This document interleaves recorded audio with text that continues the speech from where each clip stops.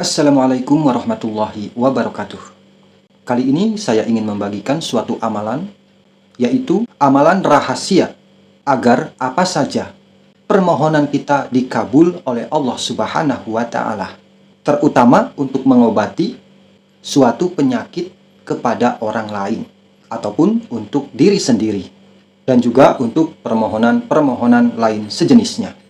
Sebab dengan amalan ini, saya jamin, boleh Anda buktikan, doa-doa kita akan lebih tajam dan sangat ampuh ketika kita memohon kesembuhan, entah itu untuk orang lain atau diri sendiri, memohon kepada Allah Subhanahu wa Ta'ala. Juga amalan ini pun tentunya bersanad jelas dari mana dan dari siapa. Amalan ini berasal dari waliullah Abah Guru Sekumpul, seorang ulama karismatik dari Kalimantan yang sangat terkenal dan tidak diragukan lagi tentang keilmuan agamanya. Kalau dibandingkan dengan saya, tentunya belum ada apa-apanya. Peribahasanya, sekuku hitam ataupun sekulit bawang pun belum ada apa-apanya apabila dibandingkan dengan beliau, Abah Guru Sekumpul. Jadi inilah kunci dan rahasianya yang harus kita amalkan agar doa-doa kita lebih mustajab dan ampuh, terutama untuk media pengobatan.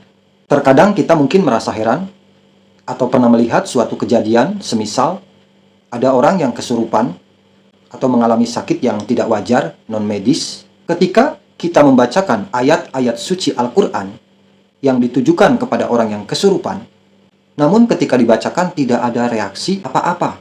Malah, justru yang kesurupan, yaitu jin yang mengendalikan di dalam tubuh orang kesurupan tersebut, malah mentertawakan kita. Namun ketika ada orang lain yang membacakannya, langsung reaksi. Jin yang mengendalikan orang kesurupan tersebut takut dan minta ampun, sehingga langsung sembuh orang kesurupan tersebut. Padahal ayat yang dibacanya itu sama saja, namun sangat berbeda hasilnya. Nah, disinilah kuncinya, agar ayat suci Al-Quran atau doa-doa ketika dibacakan itu ampuh, tajam, mustajab, yaitu ketika ditujukan untuk mengobati orang lain. Lalu apa amalannya? Mari kita dengarkan suara asli beliau ketika beliau masih hidup, dan sekarang beliau sudah almarhum ya. Mudah-mudahan atas apa yang telah dibagikan kepada kita semua akan bisa menjadikan amal jariah buat beliau. Amin Allahumma amin. Mari kita dengarkan apa yang beliau tuturkan.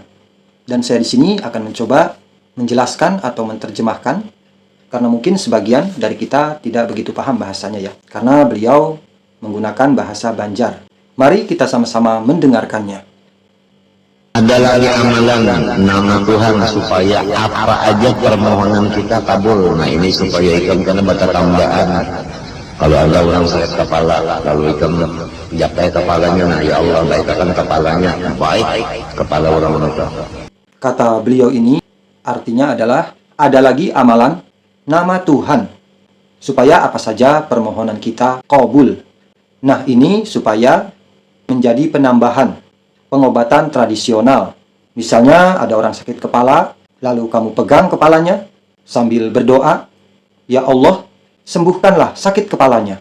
Maka sembuh sakit kepala orang itu tadi. Nah supaya kabul doa, mustajab doa. Apa amalannya?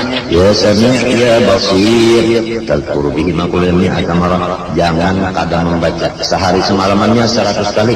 Ya Sami' ya Basir, ya Sami' ya Basir, ya Sami' ya Basir. Itu 100 kali sakurangnya. Itu supaya mustajab doa. Nah, supaya doanya kabul, doanya mustajab, apa amalannya? Ya Sami' ya Basir. Jangan tidak membacanya sehari semalam 100 kali. Ya Sami, ya Basir. Ya Sami, ya Basir. Sekurang-kurangnya 100 kali. Supaya mustajab doa. Wahia ada nama tak kasuang lain yang 100 ini sekurang-kurangnya jadi supaya kabul doa tadi. 100 kali sekurang-kurangnya, kata beliau, supaya kabul doa tadi. Nah, itulah yang disampaikan atau yang diijazahkan oleh Abah Guru Sekumpul untuk kita semua. yaitu kita mengamalkan asma Allah yang ada di Asmaul Husna, Ya Sami'u, Ya Basir. Ini kita baca dalam sehari semalam itu sekurang-kurangnya 100 kali. Jadi, dalam sehari semalam itu jangan sampai kita tidak membaca Ya Sami'u, Ya Basir sebanyak 100 kali. Ini bisa kita cicil misalnya ya. Misalnya dibaca selepas sholat fardu 5 waktu, semisal habis sholat zuhur 20, nanti habis sholat asar 30. Pokoknya berapapun, asal dalam sehari semalam itu kita ada membacanya itu minimal 100 kali. Ataupun kita langsung membacanya selepas sholat isya atau maghrib 100 kali, itu pun tidak apa-apa. Insya Allah, apabila kita mengamalkannya dengan kontinu, maka lihatlah, doa kita akan lebih mustajab. Mudah-mudahan kita semua bisa mengamalkannya, agar kita bisa setidaknya menolong orang lain di sekitar kita. Terutama penyakit itu adalah penyakit non-medis, walaupun bisa saja digunakan untuk membantu penyembuhan penyakit medis. Sekian, mudah-mudahan bermanfaat.